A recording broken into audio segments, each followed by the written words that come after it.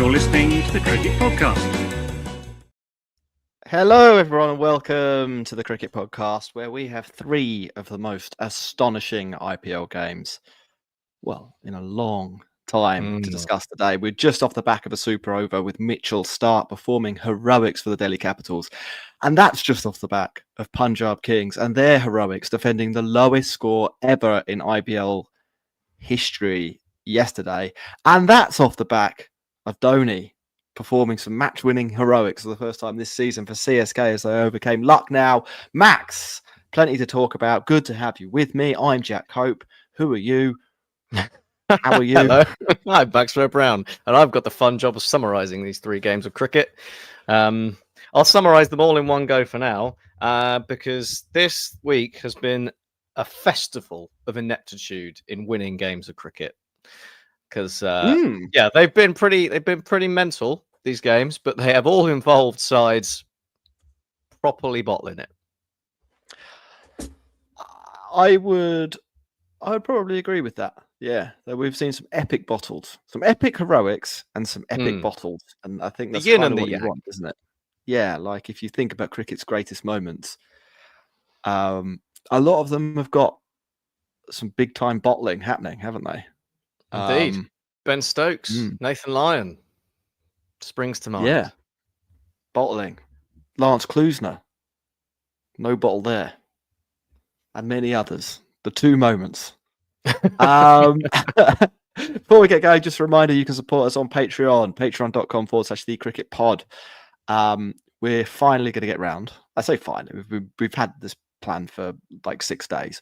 Tomorrow, I think we're going to record our league rankings episode, talking through all of the big 12 leagues in world cricket and where we rank them.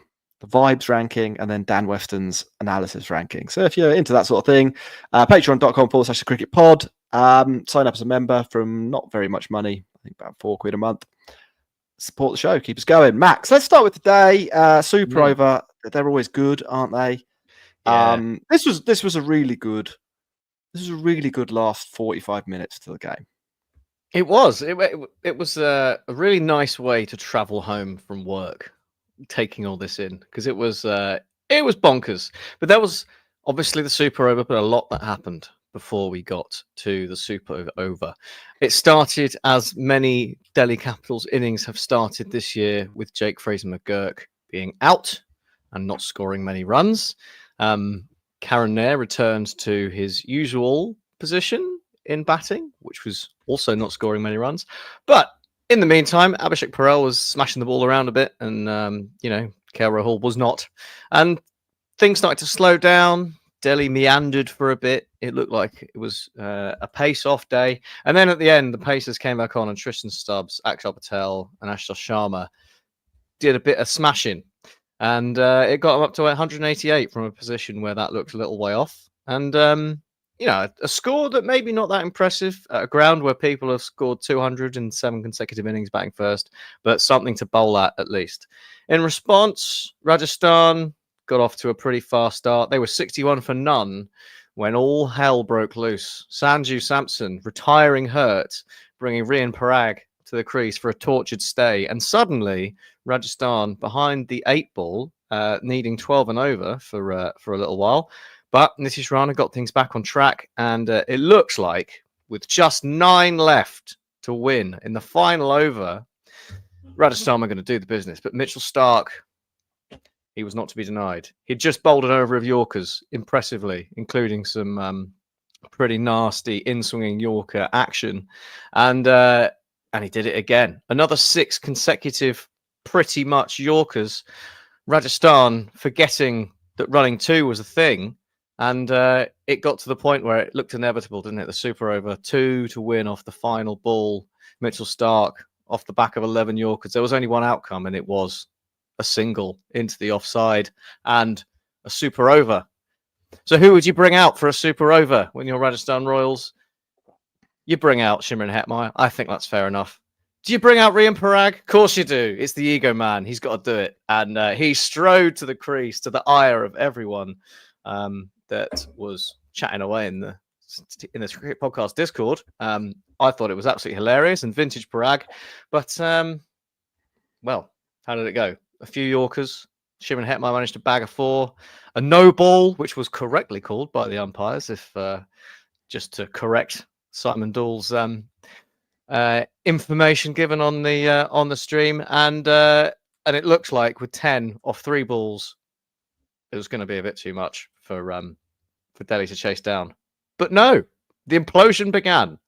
A dot ball through to the keeper. Rian Parag forgetting that running was an option, standing bemused in the middle of the pitch as Mitchell Starc trotted to the bowler's end and whipped off the bail. Yeah, that's fine. But don't worry, because Yashasvi Jaiswal's now coming out. Maybe the man who you should have had in the Super Over in the first place. And still 2 balls to go to get another boundary and put a good score on the board. But no, they finally remembered that running 2 was an option, except in this particular case, maybe they shouldn't have run 2 because then they were run out again and somehow managed to lose 2 wickets in 2 balls to run outs in a Super Over and finish, well, with not enough. Because when it came to it, King Legend and Tristan Stubbs versus Sandeep Sharma was it was a one-way ride, wasn't it? You got a guy who's won a World Cup by bowling a Super Over. You could have used him. Bowled a guy who went for 19 last time he bowled in this game. Started with a slower ball bouncer. Sort of worked. Did another one. King Legend saw that coming. So he switched it up. Bowled a Yorker. Single. Great. Bowl some more Yorkers, shall we? Nah. Back to the slow ball bouncer. It was so slow, Tristan Stubbs had time to make a cup of tea before hoisting it over the covers 4-6 to end the game and put Delhi 2 points clear at the top, having played the same number of games as their opponents, their rivals. It was a seesaw. There was all sorts going on. I didn't even mention the drops in the Delhi innings where they could have actually won the game if they'd not just put the ball on the floor when Jaiswal and Nishish Rana hit the ball in the air. But that wasn't the exciting bit. That was what I was going to focus on, but we don't need to anymore. It was a Super Over. It was brilliant. It was glorious. It was ineptitude. It was cricket. It was the IPL. And it was good. But it was the IPL. It was definitely the IPL. There were 2 teams from the IPL that played in India. Yep. I can verify that. As for the rest, I don't know. Can we provide an explanation for what happened? Probably not, would be my venture. I think tangent, but someone calculated the chances of Rory McIlroy's 3 shots at the Masters on 15, 16 and 17, because they've got a lot of data in golf. They obviously track all the shots, and it was something like a 1 in 28 million chance that he would hit the 3 approach shots on 15, 16 and 17 to within the distances that he did. Like, it was just the most obscenely high level of golf played. And you can't really explain that. Like, the chances of that happening, preposterous. The chances of this chain of events happening, I would venture quite a lot less likely than Rory McIlroy. 1 in 28 million.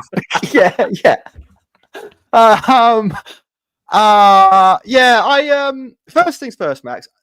Absolute major props has to go to Mitchell Starc for the over that gets it to the Super Over primarily. That was he bowled 1 bad ball in that over, and Hetmar didn't hit it for 4. And otherwise the margin for error was like basically 0, and he just nailed Yorker after Yorker after Yorker.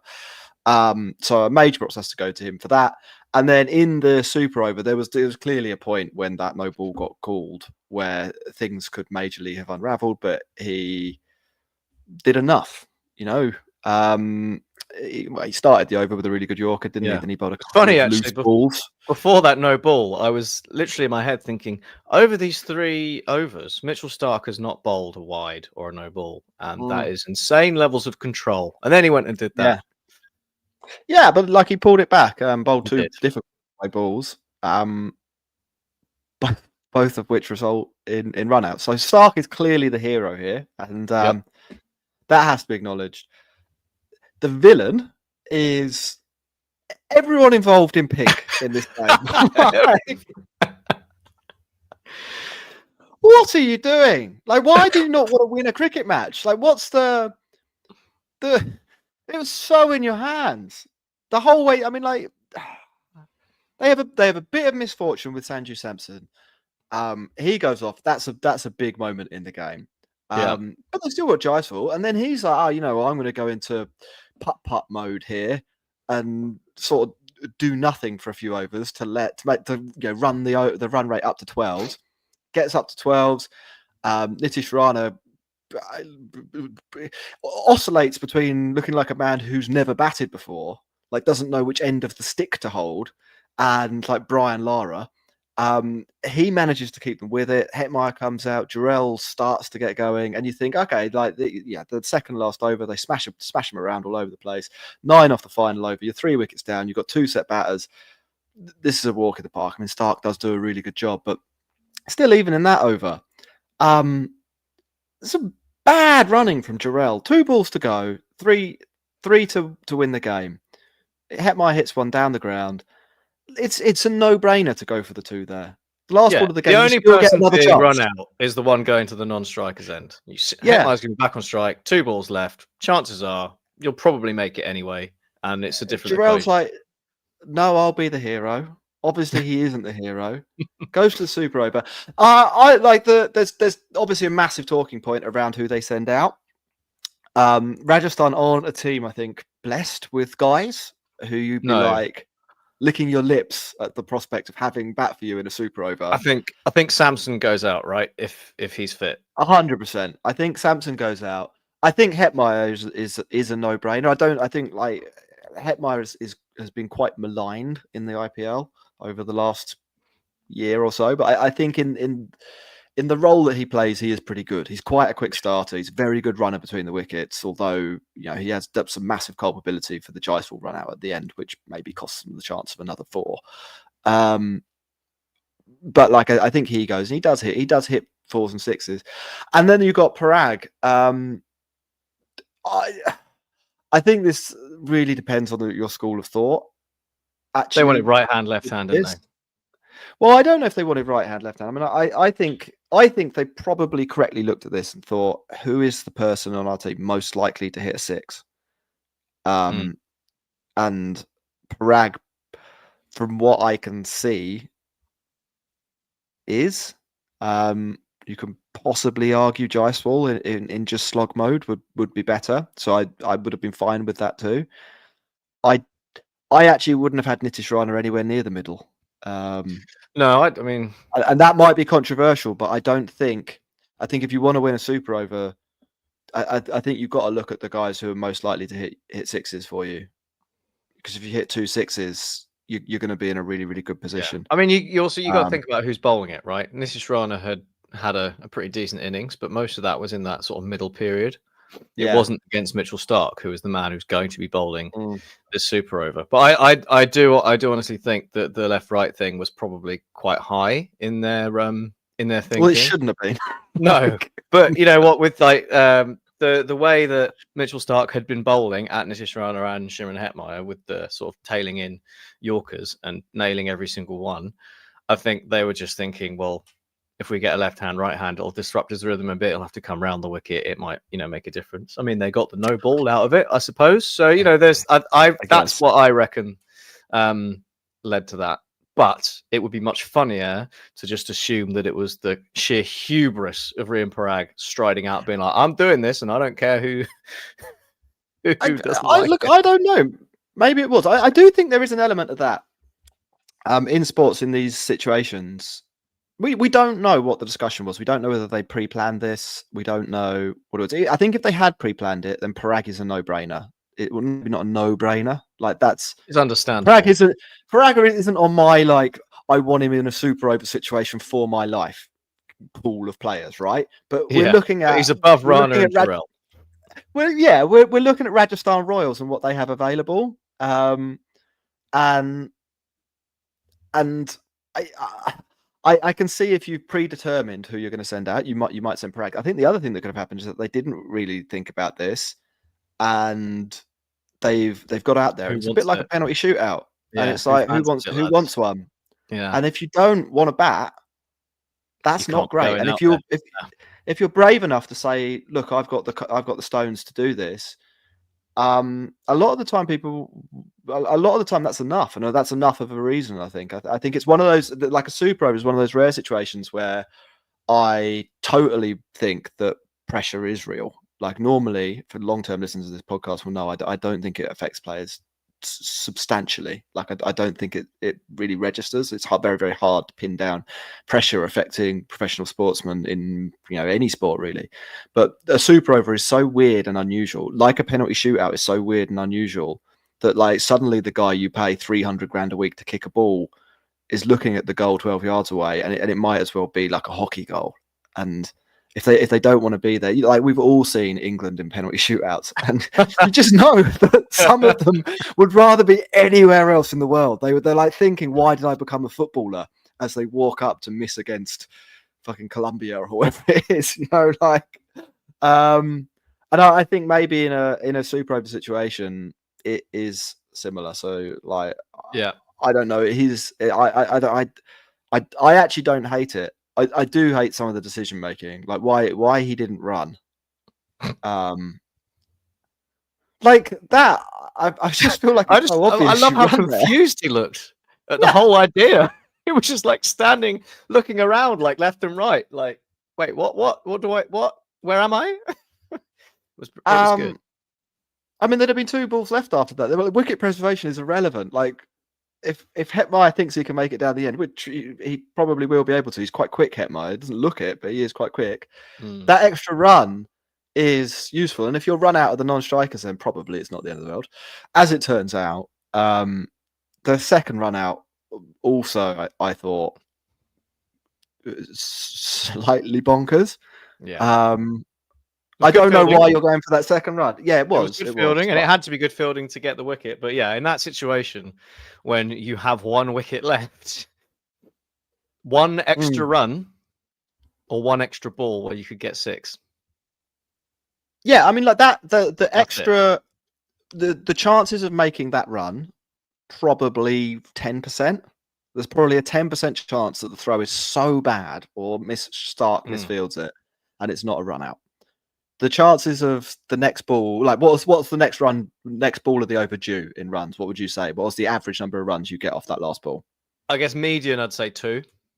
Yeah, so it's 2 more runs. So you're trading 10% of 1 run for probably 2 runs. It's a very. I mean, you've got a higher chance of hitting that last ball for 4 than you have of making it to that.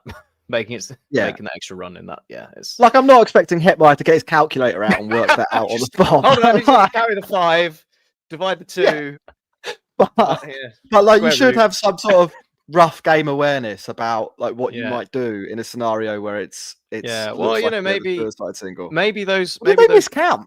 Maybe the 2s that would think that was the last ball. Maybe the 2s that were turned down in the actual in the final throws of the main innings scrambled his brain after those 2 2s that he should have taken with Dhruv Jurel. But perhaps he was like, well, I'm not doing this. Can on them. Yeah, so like there's like I think Hetmeyer's a bit of a weird player. Like one of his actual big strengths is his ability to run between the wickets, and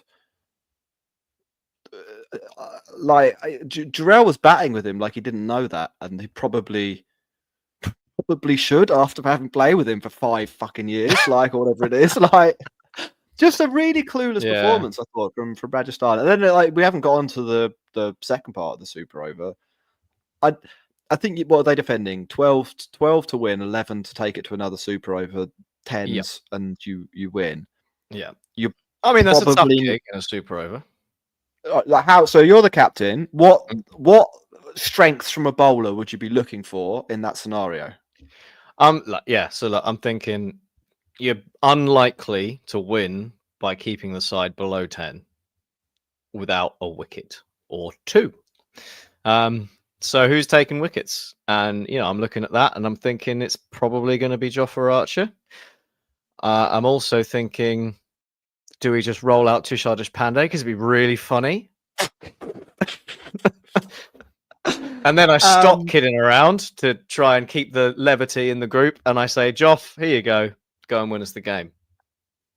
I think Jofra Archer. The thing with Joff, he can bowl a Yorker, he can bang it in short. So at least you don't know exactly what is coming, which obviously with the super over from Sandeep Sharma was kind of evident. Absolutely. You need somebody who is capable of doing something extraordinary. Like either, and there we're basically talking about like 3 really good Yorkers that are dots, or someone gets knocked over, and you get the dot and the wicket, and then the other team's nervous that if they lose another wicket, they lose the game. I think the other bowler that you go to in that scenario is Hasaranga. I think, like, I think this is like probably one of those areas where like people think that 10 runs or 11 runs is more than it is. You're going to lose most of the super overs you play where you have 11 runs on the board. So you need to One think boundary about, is pretty much it, isn't it? yeah, you need to think about like who's the bowler most likely to do something the batters don't expect. And I think Hasranga and Archer are clearly the guys. And I know earlier in the tournament they went with I think Sandeep over Archer in quite a big over, didn't they? And it came off. And it's not to say here that Sandeep is not a capable bowler. I think he's been a good bowler for Rajasthan for, well, certainly last year, and he's been pretty good this year as well. It's not complete clown mode going with Sandeep. No. I think it shows a big lack of awareness of the scenario. If you were defending 18, I think Sandeep Sharma then becomes maybe a better bet to defend it. Yes, I think Archer can bowl some bad balls, like it's play by numbers, isn't trash. Yeah. It's like we have a super over, therefore we're defending, so we're going to go for Sandeep Sharma because he's our defensive bowler. Whereas actually, like, it's a super over, but hey, to win this, we need something a bit different because we're, I don't know, 30%? Maybe? Less than. I would say 10, 15. Like, really, they were outsiders. 10 is not 10. 11 runs is not a good score in a super over. I don't think. Maybe I might be exaggerating that a little bit. I would have said 20%, maybe. Like, you're gonna struggle. Yeah, you're gonna. You're not favourites, put it that way. You can even bowl 2 good balls and probably still lose. Like, that's the scenario you're in. I do think we should take a moment to recognise Shubman Dubey, who was impact subbed in purely for the super over. What was that about? As a fielder for Theekshana. Yeah, well, I mean, correct move. 100% the correct move. Theekshana is so bad at fielding. He's the worst fielder in the tournament. No, sorry. Almost can't pick him. Is he worse than Narayan? I would say probably. I think Narayan at least sometimes catches the ball. Like, Narayan will catch it, near him, right at him. Yeah, like, he won't run. It has to be hit right at him. But Theekshana can't even do that. I mean, like, it's like he's got like flippers or something like that. A truly terrible fielder. I mean, it's a testament to how good his bowling is that he's actually a viable option to pick. I mean, his fielding's so astonishingly bad. I mean, God knows what it costs the team over a season. But Rajasthan, man, like I really don't know what to make of that fuck up. Like, it's a really terrible way to lose a game and basically, I think, end the season as well. 3 and 4. Dare I say it, Ross? If you're listening, it was a bit Spursy. It was massively Spursy. And kind of impressive from Delhi as well. Like, there's 5 wins now. There've been a few Hayram and Scarum ones, but there's 5 wins puts you in a really good position. These are the games that take net run rate out of the equation. Like, Delhi, I don't know if they are one of the best 2 teams in the tournament, but they're really on course to be there or thereabouts at the end of the season. And though these fine margin wins, they pulled off 2 of them now, are the ones that mean that you can get battered in a game now if you're Delhi, and it doesn't really matter because you've got points on the board. 8 matches to go. Big favourites to make the playoffs. I said it I think before, at this Jack. point. I'll say it again. The key difference this year, it's all in the mentor, isn't it? It's KP. KP. He said he wants to be England coach. That's come out today. That fucking chance.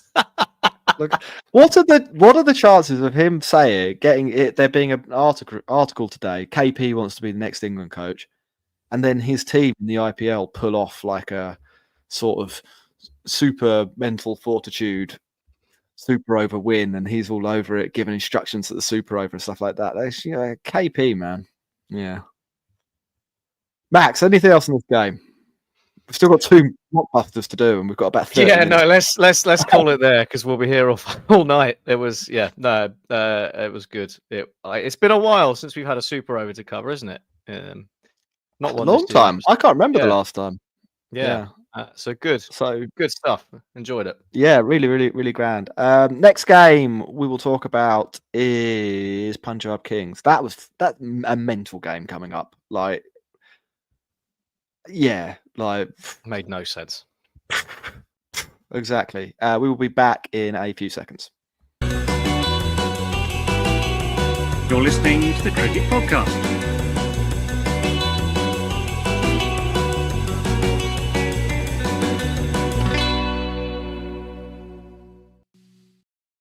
Welcome back, everyone, to the Cricket Podcast. We're going to be talking about Punjab Kings v the Kolkata Knight Riders. KKR, we were talking about Rajasthan having won a game. KKR had won this game. They were on the bus.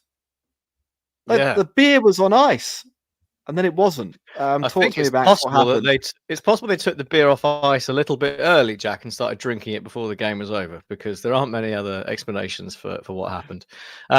Punjab actually got off to a pretty decent start. 39 runs in 3.2 overs between Priyancharya and Prab Simran Singh before the former fell to Harshit Rana. And after Shreyas Iyer was quickly removed, so presided an absolutely diabolical display of batting. Now, you do have to caution, of course, that when the aggregate score for a game of cricket in a T20 is 206 for 20, then it probably isn't the best pitch in the history of the IPL or cricket ever, for that matter. But you certainly want to be doing a little bit better than being 111 all out after a half decent start. But yeah, that's where we were. Varun Chakravarti, Sunil Narine, both getting in on the act. 2 for 14, 2 for 21. Punjab going nowhere. Glenn Maxwell failing again. A little bit of hope from Shashank Singh at the end, but then he was out, and that was that. Nelson, the final score for Punjab, and it was like you said. There was 2 quick wickets early up, and maybe there is a bit of hope, but that all disappeared between Rahane and Raghavanshi got things going, and it was 72 for 3 after 9 overs. Done. 40 to get, 8 wickets in hand. Just chill. Just tap it around. But no, don't want to do that. Enter Yuzi Chahal. 4 wickets for 12 in a brief spell before Andre Russell came in. Threatened to do it all on his own. And then Marco Janssen got him out. And it all fell in a heap. 95 all out, Jack. Chasing 111. What do you say to your team after that's happened? Do we know what Rahane said in the end? Because at the end of the game, he was saying, "I need to take a think about what I'm going to talk to about with my boys because I'm confused," and I would be too if I'd just witnessed that. I think that right. So there's a few things going on here. Like, one, massive congratulations to Punjab. I think there are no other teams in this entire tournament that could have pulled this off. They have been probably the worst bowling team in the comp until KKR was 68 for 2 or whatever they were in this game. They were well on course for defeat. They had 111 on the board. I don't think the pitch was quite as bad as it was made out to be. I don't think it was an all-timer, but like I think it would have been perfectly reasonable to score 160 runs on this surface. Like I I'm baffled. I'm baffled, completely baffled. I understand for Punjab batting first. Like you've got to put a score on the board. Pitch probably a bit harder than you think. You end up losing a run of wickets, 111 all out. That happens a few times every comp in the world. Like the team batting first gets bundled out. If you're chasing, not a fucking problem. Like you don't need to worry about that. You especially don't need to worry about that when you need 40 to win. Like with 8 wickets in hand, it's great. But these are the Punjab Kings of comedy. Like comedy flies both ways.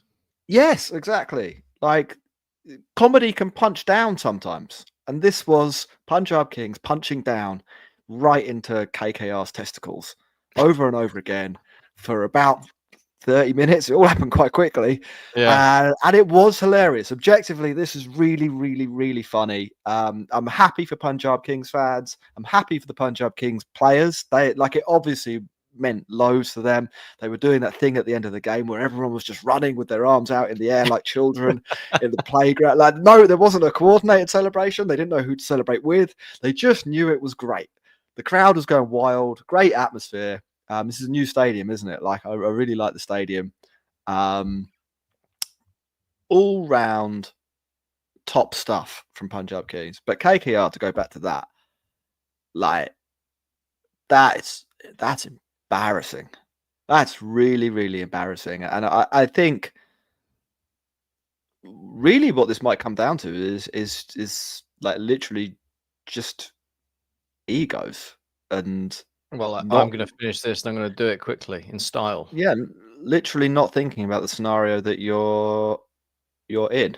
I understand you might want to finish it off quickly Maybe for net run rate, Jack.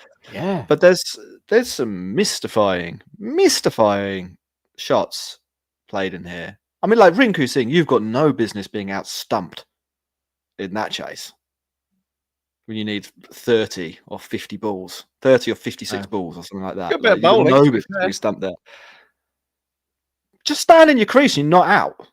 Who's the one who's out off a full toss? One of them's out off a full toss. It was Ramandeep Singh, wasn't it? Next ball. Chahal is the slowest bowler in the league. And he was bowling extra slow because it was a bit dewy. Maybe that was it. Maybe that's what got him. He was on it early. You got to be better than that. You got to be better than that. You got to think about the scenario. But he bowls a full toss. Here's what you do when you need. You're in that scenario. You hit it back down the ground. You take the sting out the game. That's one run off. You walk to the other end, and you think, "I'm going to give myself 5 or 6 balls here. I'm going to give myself 10 balls here." Yeah, we've still got batting to come. There's nothing to panic about. I'm going to be the man that accepts that my strike rate might take a little dip this season, but KKR are going to bank these points. And nobody did that. Nobody did that until Andre Russell was like, fucking hell, guys, what's going on here? He bluffed Chahal all over the place. And actually, when they needed 17, even with 1 wicket left, KKR were probably still favourites because Andre Russell was going to face the next over.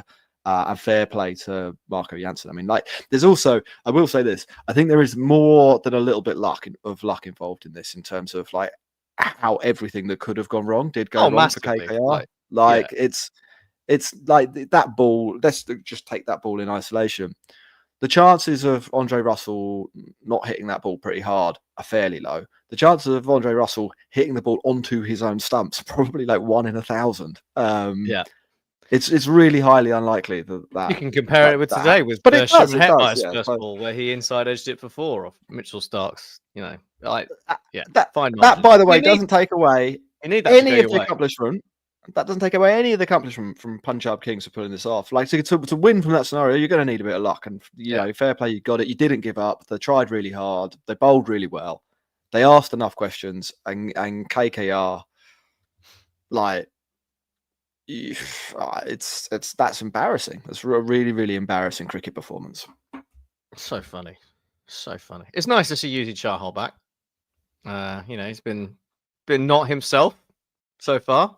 So good to get him on the wicket board. Yeah, it was.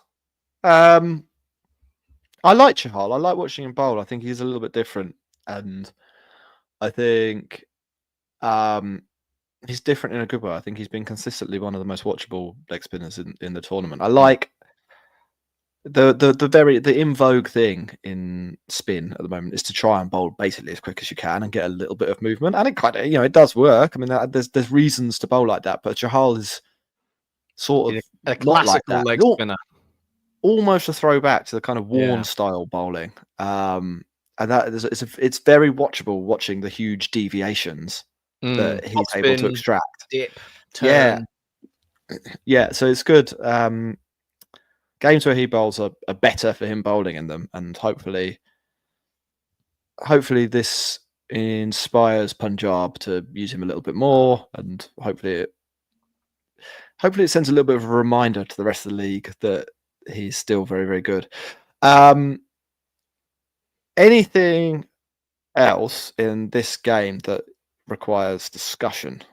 I saw a lot of love for Shreyas Iyer. Like he literally bowled all the overs, and I'm not sure where I land on this. Like I think there's two things that need to be said here. One, like the bowling and the luck factor and the KKR idiocy are the huge reasons that this happened. But two, to balance things out, I don't think it's like a genius field setting plan. I don't think he's like Mark Royal cricket mastermind. Like, he put the guys in the right place, and that meant that KKR literally couldn't get to 111. I think KKR are very culpable in their own downfall. Where I was impressed with, unless he managed to sneak 2 extra fielders onto the pitch without the umpires realised. While they were too busy checking everyone's bats, he just snuck a couple of extra fielders in.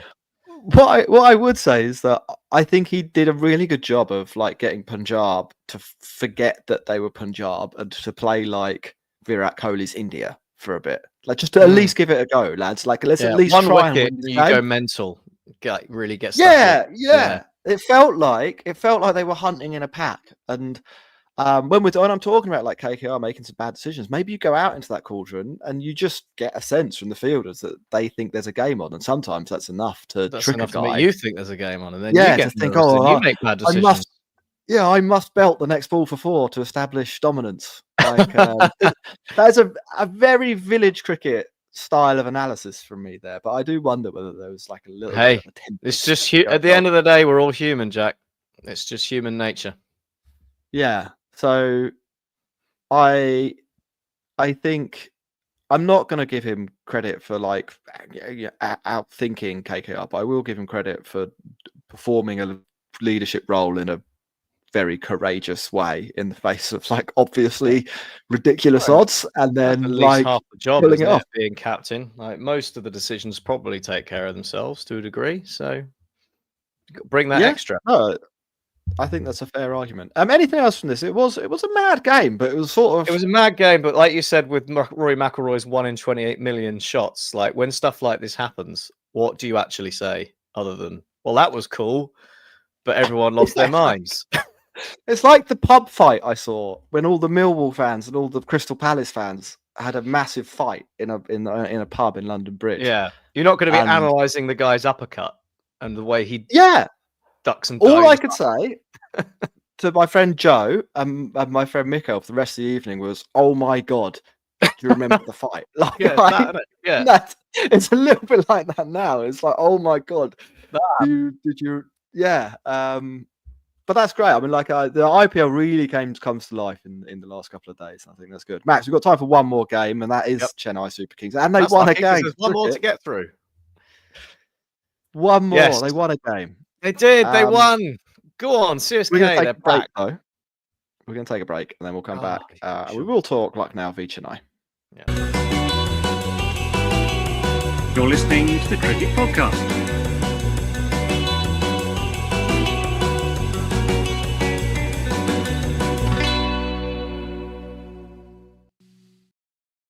Welcome back, everyone, to the Cricket Podcast. We've got one more game to discuss. Delhi Capitals, we discussed earlier. It's Lucknow Super Giants v the Chennai Super Kings. This was on Monday. It was another good one. We've had a trilogy of good games. One that could definitely have gone either way, I think, until fairly late. It's got Dhoni in it, and it's got other people in it. Max, what happened? Yeah, the Super Derby, this one, the Lucknow Super Giants and the Chennai Super Kings. CSK desperate to get a win on the board and reassert a bit of momentum in their IPL season. It was hardly the statement win that I think they were looking for, but hey, when you're in the position CSK are in, a win is a win, and they'll take it every time. LSG batting first. Bit of a slow start. Aidan Markram out. Nicholas Pooran out cheaply. Mitchell Marsh out, not that cheaply, but not going very fast. And you're thinking, well, that's the big boys out the way.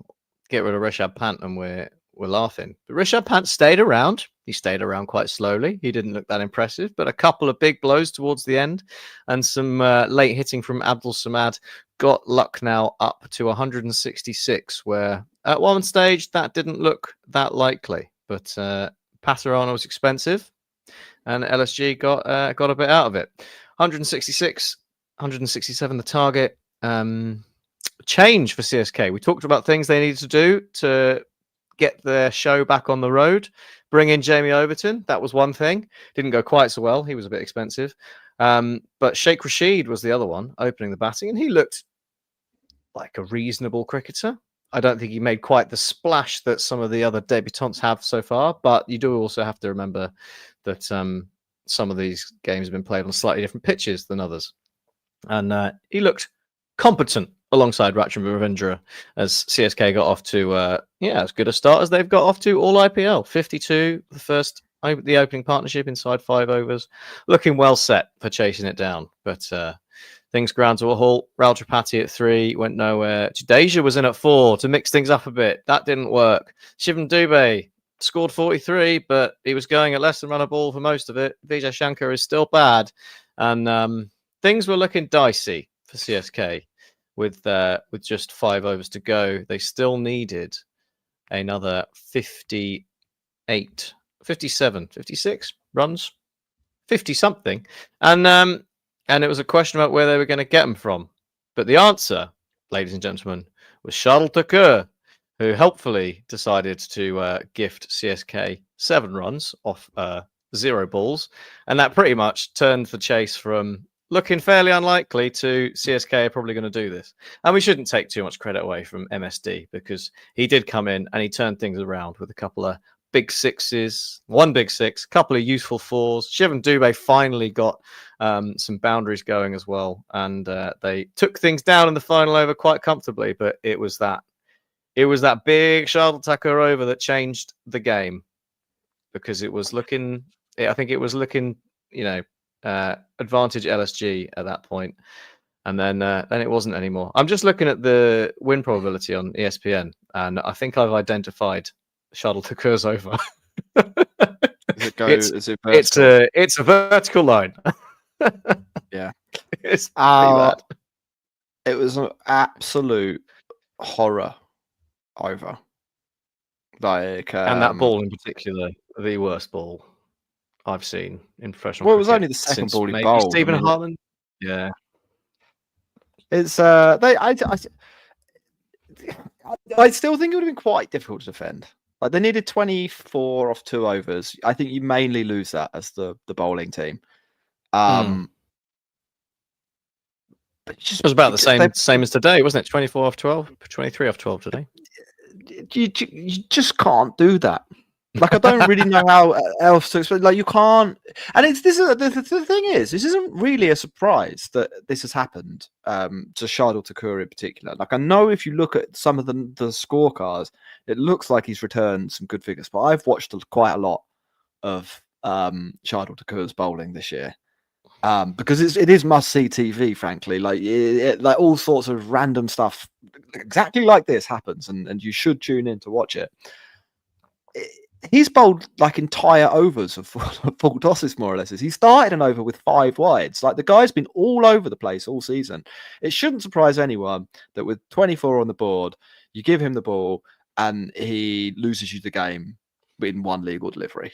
Like, that's effectively what happened, isn't it? Like, you've got 24 to defend.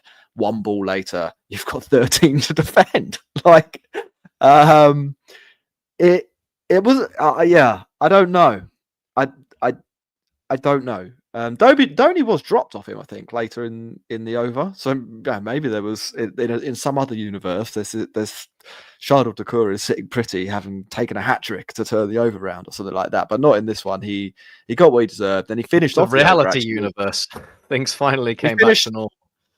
Yeah, he finished off the over with another full toss that got dispatched. And actually, there's a really nice juxtaposition here between the beginning of this show and the end of this show in terms of starting by talking about Starc and how he pulled off something really, really difficult by bowling all those Yorkers to force the super over, and then followed it up by bowling some more in the super over. Charlotte, basically, he's tried to bowl a Yorker every ball, and he isn't good enough. Yeah, he's been majorly punished for it, and he probably should have been punished for it earlier in the tournament. And I think at one point he was averaging like 0.5 runs per full toss, which is about 2 runs below the average, I think. And was taking wickets with them. Like he was fluking his way to good stats. So this is one of the rare occasions, I think, where you can say the law of averages has bounced back to make the universe all good. Here's a question. Obviously he's bowling this over. Yes. Should he have been bowling it? Is that why the hell is Ravi Bishnoi not bowling that over? It's a good question, isn't it? Because it's not just matchups and talking about who's right for the situation. It is just literally a case of, well, look at what the pitch was doing. Like pace off was working. And Ravi Bishnoi is A, better bowler than Shardul Thakur, and B, had taken 2 for 18. And Shardul Thakur's over was expensive, but it's not like he'd taken a bunch of wickets or had been difficult to get away in that game. It was a case of just bowl your best bowler. But there's just the reticence, isn't there, when it gets to this stage of among some captains, I think, not all of them. We've seen, more recently, I think in more recent times, you've seen the odd occasion of a spin bowler coming on and bowling the 18th, 19th over. And, sometimes that's good. Like the only difference between the 18th over or the 19th over or the middle overs when you're bowling a spinner is just the level of aggression of the batter, right? The fielding restrictions are the same. So, like in theory, the ball might even be a bit older and the pitch might be a bit drier, but obviously there's dew and things to consider. But for the most part, it might be even better situation. And they might go after you a bit more. But when it is the last wicket basically that can realistically win you the game, maybe that's a bit unfair on Jamie Overton, but I go on the attack, right? Because, like you said, CSK probably still favourites, 24 off 12. I mean, I think pretty big favourites, I think. I don't know. ESPN, I think, will underrate this. I would give them 70% in that scenario with 2 set batters plus Overton. Yeah. It looks like they were about 55, 60 on ESPN. That's wrong. That's just wrong. I mean, they've still got them as favourites, right? Yeah. Well, like, there's, I mean, Cambodge bat a little bit as well. Like it's, yeah. Like I think I just want to check that because I don't want to make an unverified claim here. Cambodge, he can bat a little bit. Like he's probably not who you want in, to be perfectly honest. But even if you get to Cambodge, you've still got a chance. I think the Dubé factor is sort of in here, but that is true. Dhoni's game against spin has deteriorated to such an extent that probably that equals out, and so you just bowl the guy who's like your good bowler, not Shardul Thakur, whose economy rate for the season is 11. To be honest, Dhoni's game against spin never even been that good, right? Like over his entire career, striking at 110, as far as I can see. In the IPL, it's not good, is it? No, it isn't. Suspect captaincy from Rishabh Pant. Also, potentially, we probably don't have quite enough time to go into it in loads of detail. Potential match-losing innings for Rishabh Pant, I think. Batting first, like the team got to 166 for 7. That's not an uncompetitive score in the circumstances. I would say that, but 63 or 49 does look a bit icky in the context of the wider game. I mean, obviously, in comparison to the rest of his team, it's similar strike rates, but when you've been there for it's 49 balls, so you're getting close to half of the balls faced. You've got to be doing more than that, I think. Yeah. Even on a pitch that's a bit tricky like that. We talked about Rishabh Pant maybe being, maybe a dodgy pitch would be the kind of place where Rishabh Pant will come to the fore and be more useful, but not enough. But another 5-10 runs and it's a different game, isn't it? Yeah, literally. Would literally have been a different score. Yes. Max, there's a couple of games coming up that we're going to touch on really quickly. I think we'll try and squeeze a show in on Friday, although it is Easter in the UK, and obviously as big Christians, maybe we'll be praying for Jesus. Just drinking heavily on the bank holiday, one way or the other. Which is what Jesus would have wanted. He died for our sins. He liked wine. Let's sin a little bit. I think I'm pretty sure that's scripture. Mumbai Indians v Sunrisers Hyderabad. That's tomorrow. Yeah. Max, this is one of those games where I think only one of them can go on to have a good season from this point, and Absolutely. one of them I think can go on. Like, absolutely agree. This is sliding doors moment for both of these sides, and it's a repeat from last year where we almost, for a moment, thought that Mumbai might chase down 280. They didn't. They threatened briefly. There could be big runs in this game, is what I'm saying. It could be a real run fest, and I'm looking forward to it. I'm gonna side with Mumbai because on the last show I said that they're the ones that are gonna rise out of the buttercream to the top and sneak into the playoffs. But let's face it, in reality, it all comes down to how many runs Heinrich Klaassen, Travis Head, and Abhishek Sharma can score. And I do like Sunrisers batting a bit more than I like Mumbai's in a pure power fest. I'm going to go Mumbai. I'm going to go Mumbai. I don't think that's a bad shout. I think the key factor for me here is whether Bumrah's actually fully fit. I think we discussed this after the last Mumbai game. He didn't bowl very well. He just didn't look like Bumrah. No. I think if they have him, then that radically changes the game. In a match where Sunrisers can't help themselves. They're going to try and hit him. They're not going to have a backup plan, and that isn't where you want to be. I don't think against Bumrah. But if he's like Bumrah from last week, that's a problem for Mumbai because I think the rest of their attack is a little bit flaky. But I'm going to back Bumrah to shaking off some rust and to be good, and I'm going to go with Mumbai as well. That game last year, I think Mumbai should have won that game. Didn't Hardik Pandya get stuck in a big rut? Well, maybe not. So I'm just looking at the score now. They were 150 for 3 after 10.4 overs, which is, so you need 130 to win off 11 overs with 7 wickets in hand. It is doable, and on those pitches it was doable. And I think Hardik probably does screw things up a little bit, but maybe I'm being a little bit harsh there. Other game from this year. Let's stay in the moment. RCB v Punjab Kings.